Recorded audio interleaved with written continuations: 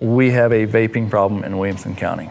Not only is it in our school district, it's throughout this nation. It's affecting our youth. It's easy to get a hold of. It's not hard to buy. They're everywhere.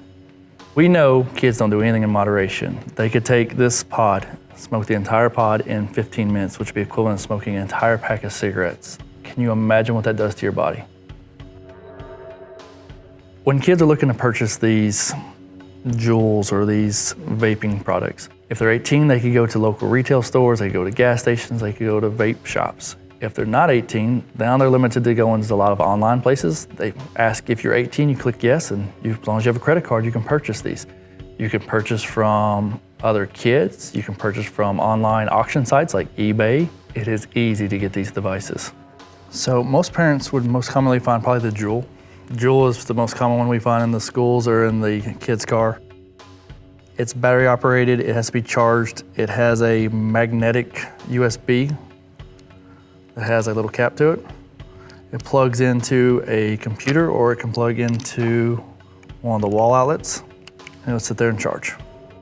So it has an internal battery that operates when an individual takes a draw or pulls air through the device, through like the little mouthpiece. So when it's actually connected, they actually draw air through the mouthpiece, which activates the battery and activates the coil inside. So the majority of these do not put off a large vape cloud. It's not like with traditional smoke where you'd see a white puff of cloud of air go off of their mouth. It's actually low amounts of vape, so you would not see it. A lot of kids will actually hide it in their sleeves, go up to their mouth and put their sleeve back down. These packs of Juuls, these little Juul pods, are at 5%, which is equivalent to about a half a pack of cigarettes.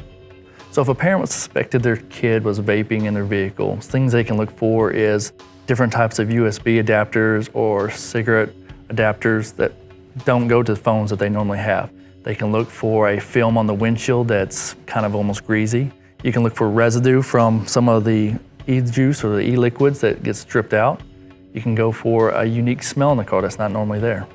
So on the older vehicles where the cigarette lighter would be, they'll actually take a USB adapter that plugs into it, and they'll take whether it's a Juul microcharger that plugs into it that would sit on top, or if they would take the cigarette adapter with USB and they take just a regular cell phone with a micro USB, and they plug it into their devices, which has the ports on the bottom or the sides.